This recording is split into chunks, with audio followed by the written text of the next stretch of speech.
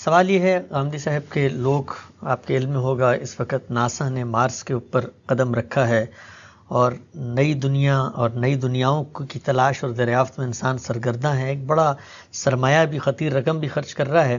سوال میرا آپ سے یہ ہے کہ قرآن مجید کی روشنی میں کیا اس بات کا کوئی امکان سامنے آتا ہے کہ باقی جگہوں پر بھی زندگی کا وجود یا اس کی بقا کے امکانات موجود ہیں؟ کیا دین کی کوئی ایسی ہدایت ہے جس کی روشنی میں ہم یہ فیصلہ کریں کہ ہمیں وہاں جانا بھی چاہیے کہ نہیں؟ نہیں، دیکھیے بات یہ ہے کہ آپ جانے پر تو کوئی پابندی نہیں لگائی جا سکتی۔ انسان کے اندر چیزوں کو تلاش کرنے، تجسس اور اس طرح کی بہت سی تحقیقات کے لیے ہدایات رکھے گئے ہیں۔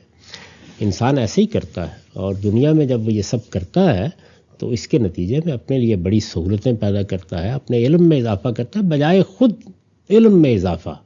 یعنی آپ جاتے ہیں جگہ جگہ جا کے عمارتیں دیکھتے ہیں، تاریخ کا مطالعہ کرتے ہیں، اسی طرح سے بعض اوقات کھنڈروں تک میں پہنچ جاتے ہیں، پہاڑوں کے جا کے سر کرنے کی صحیح کرتے ہیں، تو یہ سب چیزیں اصل میں انسانی تمدن پر بڑے گہرے اثرات رکھتی ہیں۔ تو اس وجہ سے ان سے روکنے کی کوئی وجہ نہیں ہے۔ البتہ جب آپ کسی چیز پر اپنی قوت، اپنا سرمایہ خرچ کر رہے ہوتے ہیں، اس میں ترجیحات ضرور ملحوظ رکھنی چاہیے۔ یعنی لوگ بھوکوں مر رہے ہوں اور آپ سیر کرنے کے لیے چلے جائیں تو پھر آپ پہ تنقید ہوگی، بجائے خود سیر کرنا، تفریح کرنا یہ کوئی بری چیز نہیں ہے۔ تو توازن کو برقرار رکھنا یہ ایک الگ بات ہے، لیکن اصلاً انسان اگر یہ سب نہ کرے تو پھر وہ اپنے لیے نئی دنیایں تلاش کیسے کرے گا؟ یعنی وہ امریکہ ہی میں کیوں آتا؟ خود سوچیے اس بات کو۔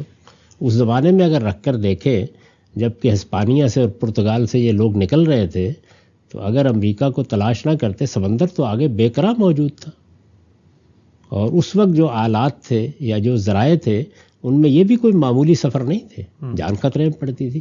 تو میرے خیال میں ان سے روکنے کی کوئی وجہ نہیں ہے۔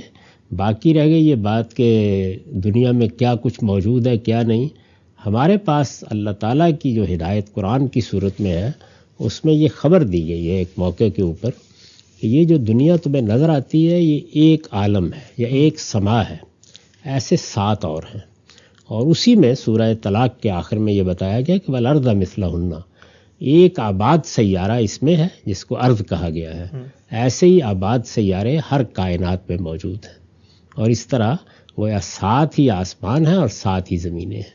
تو یہ بات قرآن میں بتائی گئی ہے۔